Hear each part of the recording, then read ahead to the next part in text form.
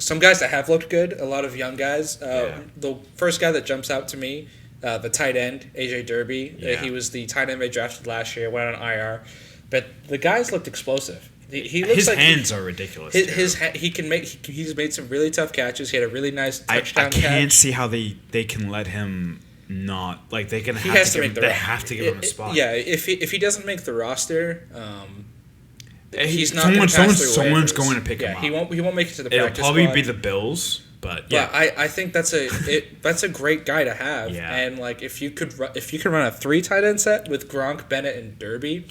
Just do it. Especially with Garoppolo, you know what I mean? Yeah. You can run out of that and you can pass out of it. I know Derby's not the best blocker, but Bennett and Gronk are both, phenomenal. Well, Gronk's probably the best blocking tight end in the NFL. Yeah. And Bennett's not a slouch. Right. So you can legitimately run out of that package. You know what I mean? Yeah. So that he's not been a bad guy. Another guy I'm really excited about, defensive end Trey Flowers. Yeah, especially he's a good. With Ninkovich tearing his pectoral, with Jabal Sheard not playing recently. Oh, how come Jabal's not been playing?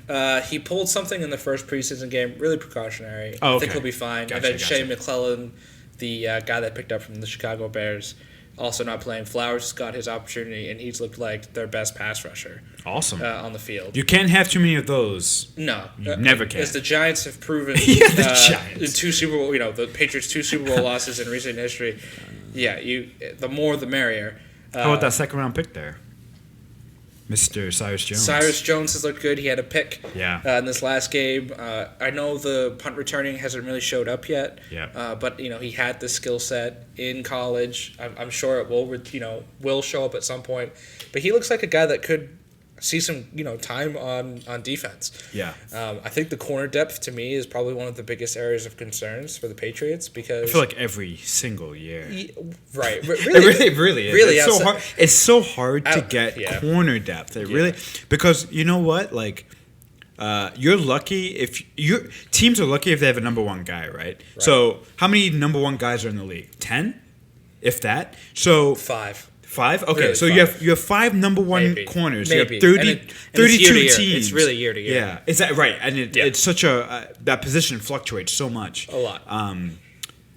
So yeah, like cornerback depth, no team has good cornerback depth. It's almost impossible. The best time the Patriots had cornerback depth was their last Super Bowl in 2014. They had Revis and Browner as the starters. Yeah, you had Butler was the sixth Butler, right? He wasn't even. You had Kyle Arrington. You had Alfonso Denard. I know Denard didn't play a lot in 14. Yeah. And Logan Ryan was still there too. Logan Ryan and Butler at the end of the depth chart. So what? Logan Ryan was your 5th guy? Yeah, Logan Ryan was like your. He's a talented guy. He's our number 2 right now, right? He kind of elevated to the 4th because Denard was on IR by October, November. Oh, okay. Cool. And then Logan Ryan kind of got benched for Malcolm Butler in the Super Bowl. You're right. That is probably the best cornerback depth we've had since, I would say. The Ty-Law years. Ty-Law. Sante Samuel. Gay, Tyrone Poole. Awesome. Remember Tyrone Poole? Yeah. Oh, he was so good in Madden. Oh, so good. So good. Yeah, I think Ty-Law was at 89 and Tyrone Poole was at 84 maybe. Oh, so great. Oh, actually, Madden's releasing tomorrow, Tuesday. Wait, it is? Yeah. Oh. How are the reviews on that game? I haven't looked at them yet because I don't care. You know what? You heard it here first. It's probably going to suck. Well, Gronk's on the cover. Yeah, but that Gronk can't save. Couple other players. A guy that flashed to me on last Thursday's game, defensive tackle Anthony Johnson.